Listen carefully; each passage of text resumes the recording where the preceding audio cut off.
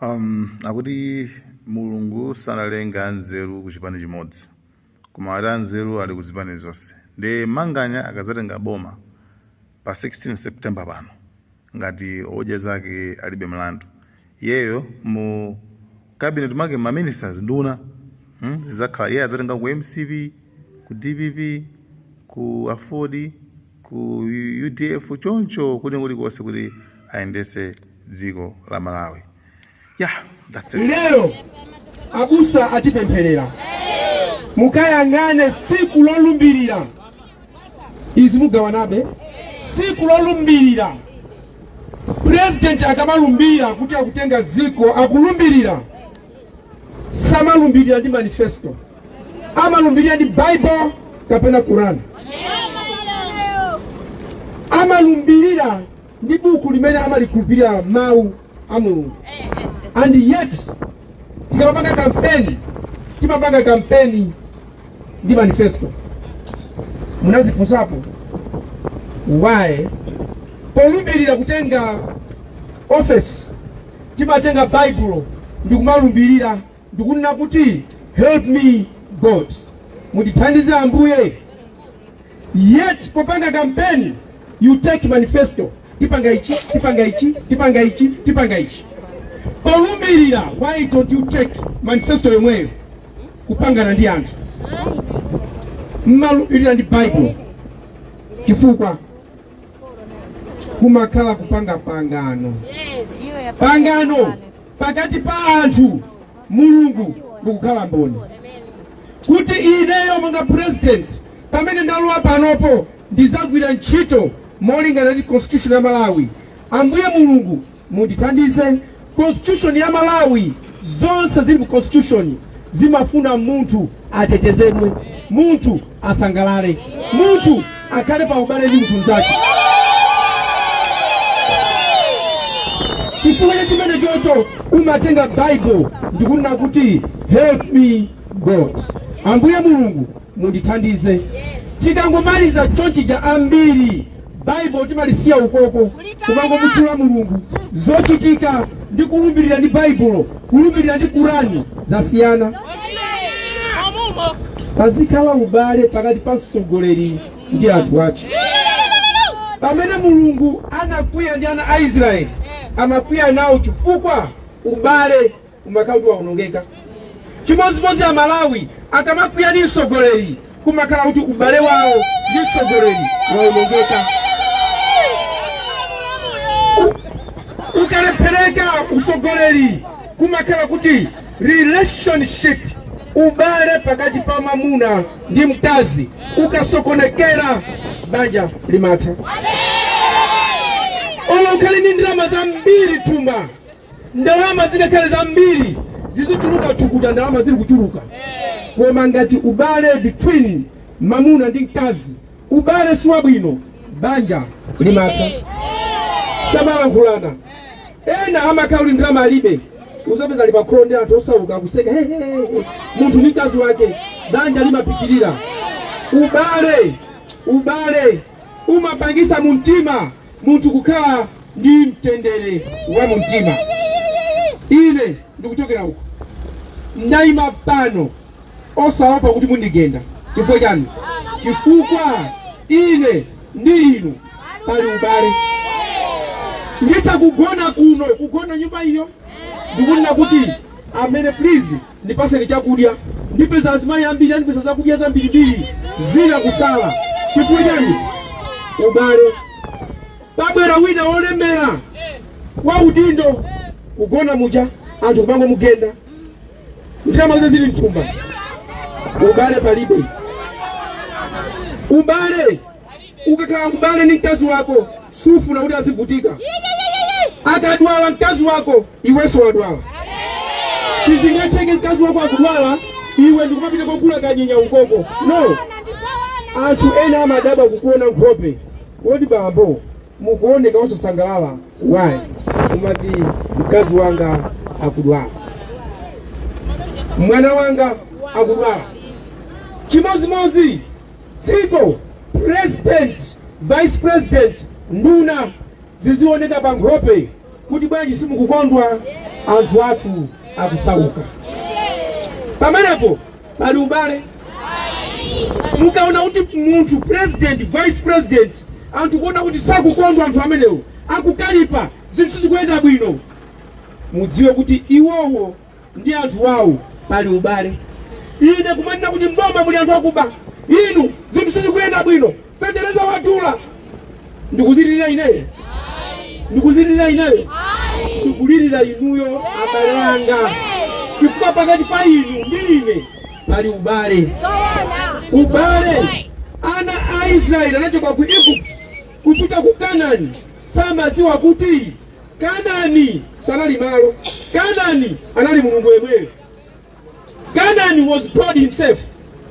Kuja kuna nkhala malo, nkuona Mulungu amawalanga musewu, onse ompandukira mawapha, amadzoti akakafika ukoko Kanaani sakamuona, chifukwa sanagwirizana ndi Mulungu. Chimodzimodzi tikamanena kuti dziko labwino, president wabwino, tikamati dziko labwino, muyang'ane president akukonda anthu kapena ayi. Muyang'ane lero mwana wako, mwana wang'ono, amami ndifuna madzi, tamwana kuti singakati nyamule kapu, ndio muuze mwanayo tenga kapu ukatungeweka madzi, ukumkonda akatuna madzi. Lero anthu akukutika, akutiyang'ana ife abale a president, a vice president abale, ineyo tikupemba sekereza 200 kujeka kule, tuko nani? Ayi, ubale ndikulankula ubale, ubale, ubale ntumene umapangisa kuti anthu ayendera limodzi. Ndikufuna inu ndine lero ubale wathu umene abusa apemphera papa, sikuti mukandiko khala president then ubale watha, tikatero Mulungu azatizemberera. Ndine nacho pano kuti magalimoto mukuwaona onsewa ali apapawa ndi ogwirira ntchito. Magalimoto asilikwera onsewa, ndimakwera galimoto imodzi, ndimakwera mpando umodzi, ena onsewo silikweramu, kusonyeza kuti zakutha. Siku limene Mulungu akufuna kuti ine ndikagone kumanda, asilikali onsewa sazandilandisa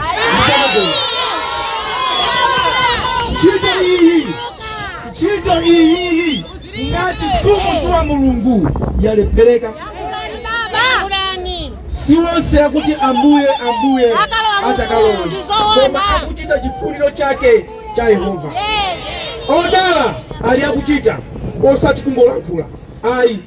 Ndi zambiri zimene talonjeza ifeyo, timanga apo chakuti, timanga apo chakuti, sitinamange.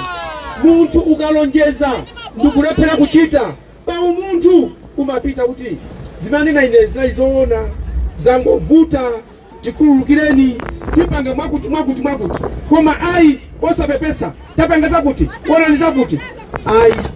Mkazi wako ukamampagira zabwino, mkazi wako, mwana wako ukamampagira zabwino, umalankhula lusiweyo, taona ndakulya chilenje, nauna ndakulya, ukazanga otero kuyamba kuloza, ndakulya chilenje, ndakulya sapato, ndakulya chakuti uziwe kuti walephera. Amalankhula ni mkazi, mwaona salu yafumwani kunyadira eti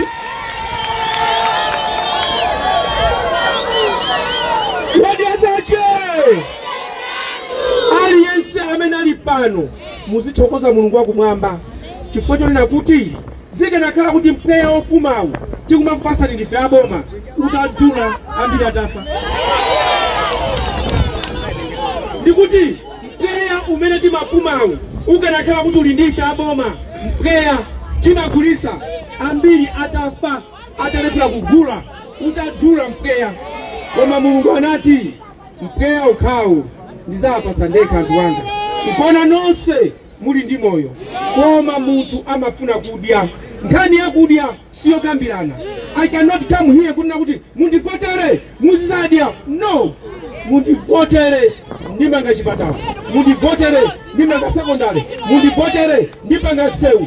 Zimenezo ndiye zapa chisankho za kampeni. Koma chakudya is not something that one should talk pa kampeni. Ndikupasani chakudya? No, chakudya uli ngati mpweya, ukamana munthu chakudya wamupa. Chakudya sizopangira kampeni. Ineyo ndikukusimikizirani, ndikalowa mboma mukasaka pa 16 September mukandisankha ndiye ndikumva kulengeza kuti Dr. Michael Ussi ndi president wa dziko lino muzangovina.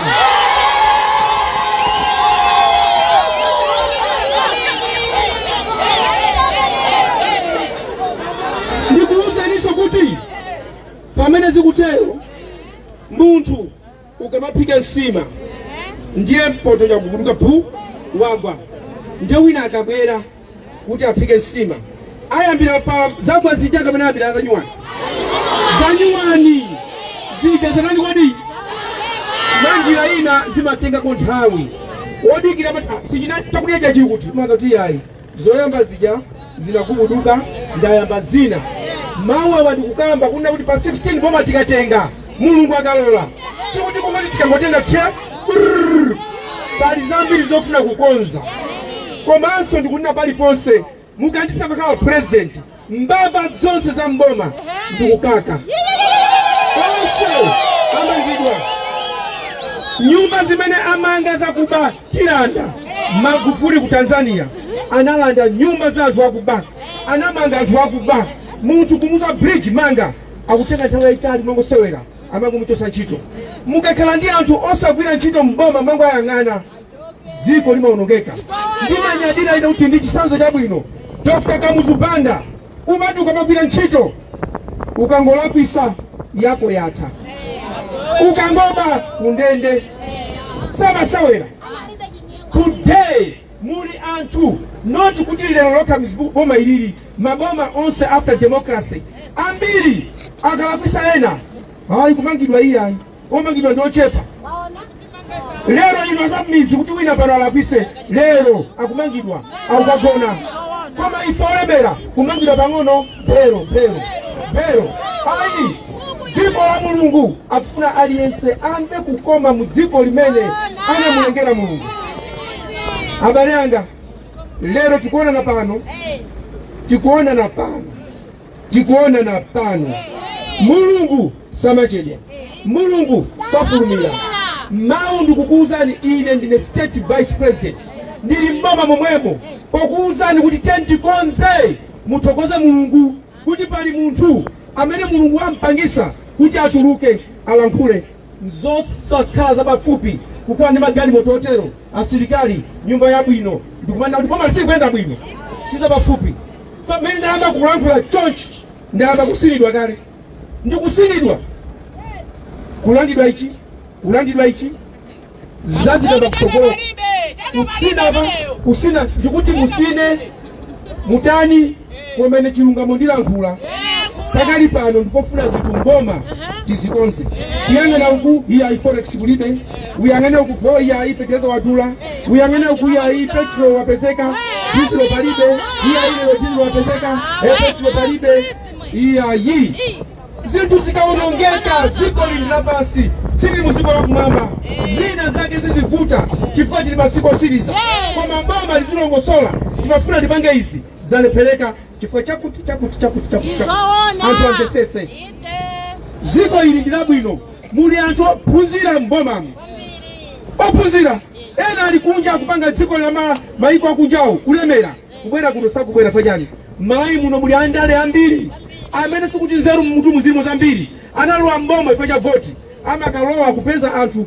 anzeru ama degree kumakuza zochita musauza anthu a economy ozoza economy kuti ayendese bwanji kwa chaingogwa ine boma langa anzeru adzakhala malo mwawo boma la ine IMCP anzeruwo nzatenga iwe ani muno DPP anzeru iwe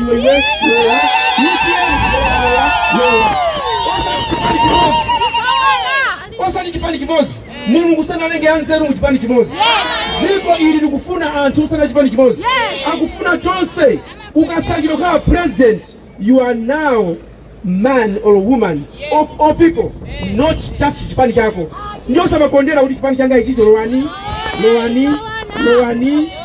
lowani ena anzero chipani zinazi kumangokhala pacha kumangodikira ngati akaipa ayi ike ndi president opuma zero linazi waitana council of former presidents ndilangizeni koma nguliona bwanji dziko ndilatonse amalawi atumbuka bomalawi ayawo bomalawi achewa bomalawi tonse tonse boma atiti limeneli tonse ndife Malawi wadiazache